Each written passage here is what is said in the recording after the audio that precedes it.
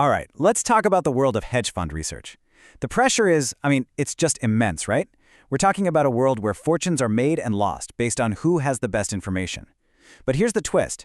Today, that advantage isn't just about having more data. It's about finding that one critical signal buried in an absolute avalanche of noise.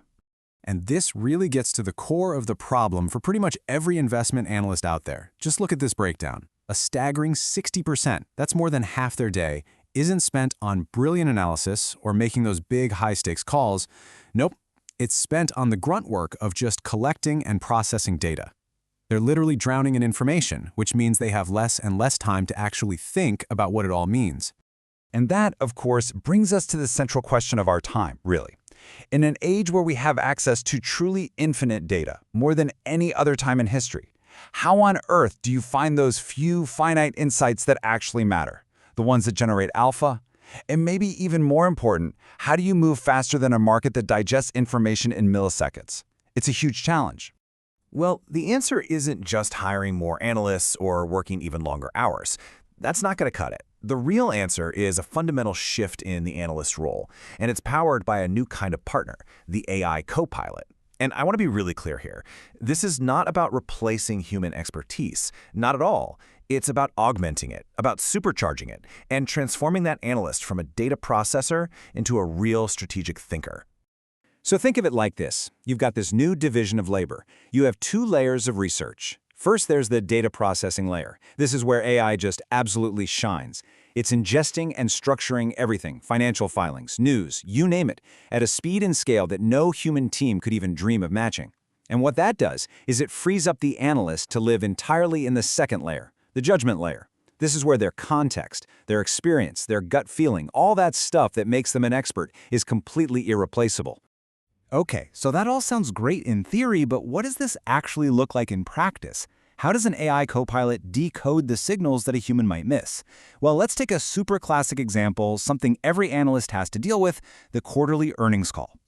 Right, so you know the old way. It was a mad dash against the clock, right? Manually transcribing, trying to write a summary, focusing on those headline numbers. The problem is, by the time you're done, the market has already moved on.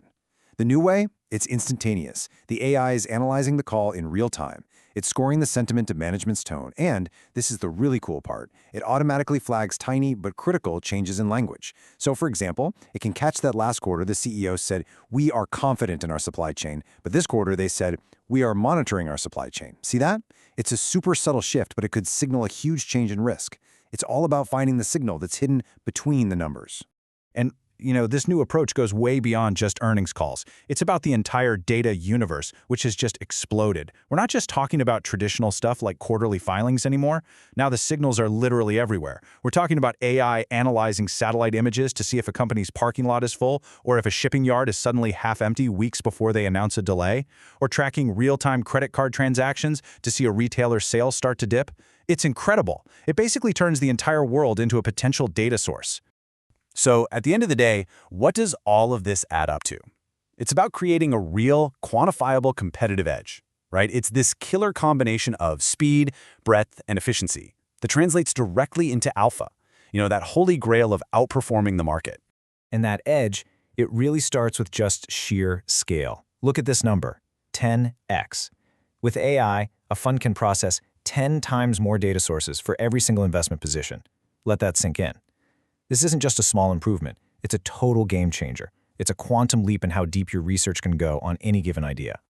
And then there's the speed. This is where you see the advantage in action. By crunching all that alternative data, the satellite images, the credit card transactions, AI-powered funds are spotting potential earnings surprises 2 to 3 days before the rest of the market even has a clue. And in this game, 2 or 3 days, that is an absolute eternity.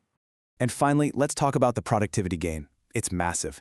Think about a task like generating a deep dive research report on a whole new industry or trend. Something that used to take a team of analysts weeks and weeks of work can now be done in a matter of hours.